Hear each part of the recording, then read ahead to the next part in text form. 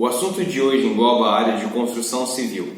Abordaremos a norma 15575 e o impacto que ela tem sobre a vida das pessoas normais e dos empresários. Mas para falar um pouco dessa norma, vamos entrar em contato com o nosso especialista no assunto, doutor em Engenharia Civil, Pedro Gonçalves.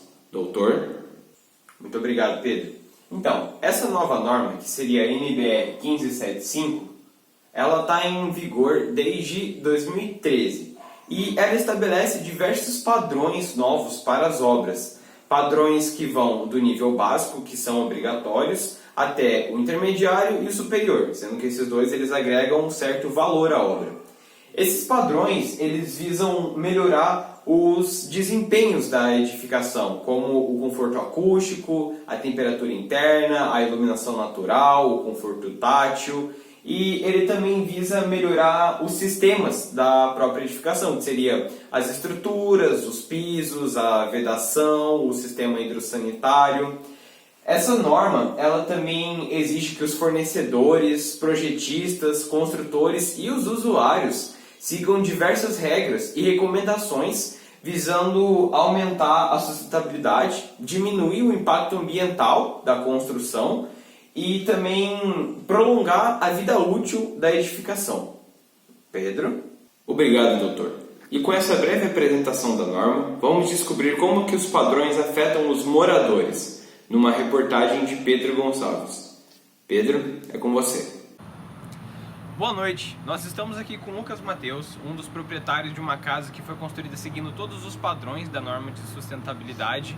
E Lucas, gostaria de fazer uma pergunta para você. Você tem algum comentário que você gostaria de fazer em relação à sua casa? Então, o meu quarto ele tem um ótimo conforto acústico, eu consigo tocar violão bem tranquilo, sem nenhuma interrupção pela postura das paredes. Também eu percebo que na sala e na cozinha tem uma ótima iluminação natural, então gasta pouca luz. Entendi.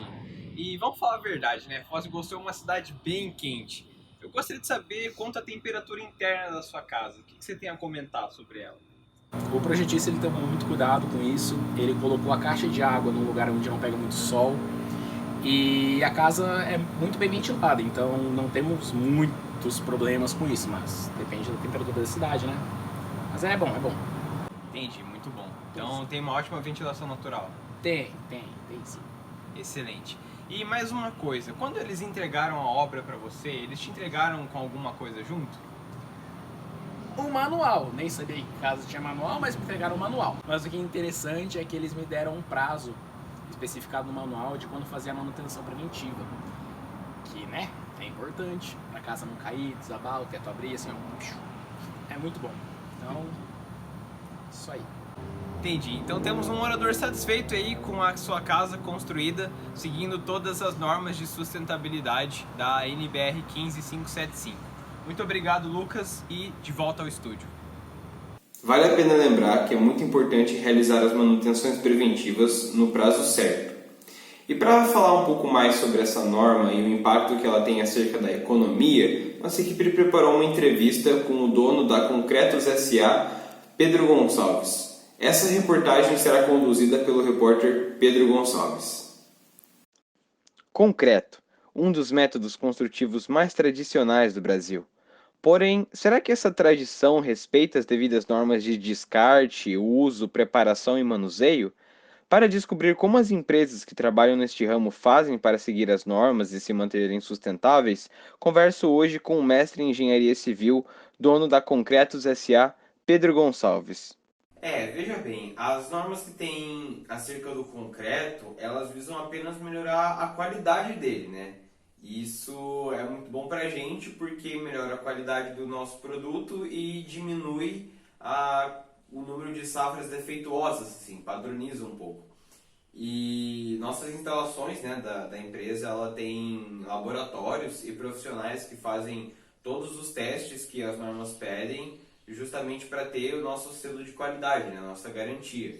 E igual eu falei, isso é bom tanto para a gente, que tem menos safras defeituosas, e bom para os construtores, que daí não precisa estar ligando para a gente e pedindo um novo caminhão, daí perde esse caminhão inteiro e acaba prejudicando aí a obra. Entendi. E muitas empresas, elas acabam desrespeitando essas normas, né, de sustentabilidade, visando o lucro, só que às vezes o barato acaba sendo caro por conta das multas e tal. E por mais que a norma ela cubra os quesitos da sustentabilidade, alguns quesitos, né, como descarte e qualidade do material, eu queria saber o que a sua empresa faz para ser mais sustentável, além de seguir só as normas.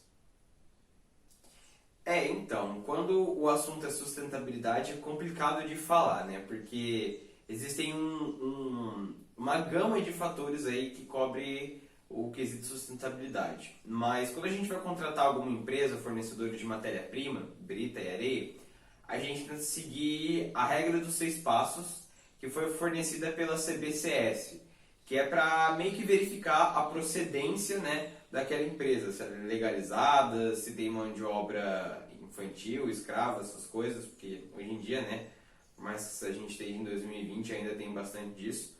Então a gente usa essa regra dos 6 passos.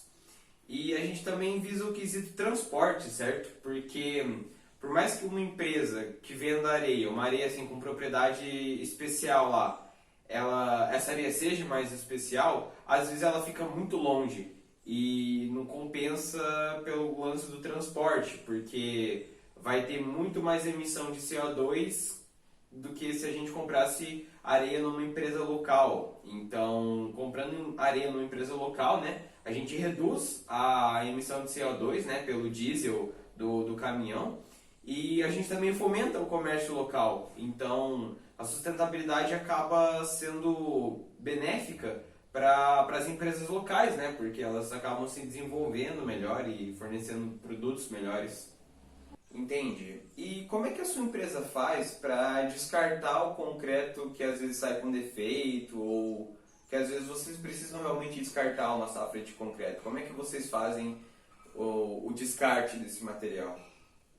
Aí entra uma questão da sustentabilidade complicada, né? Porque nossa empresa poderia muito bem descartar os produtos que estão defeituosos em qualquer lugar e me livrar de pagar algumas taxas.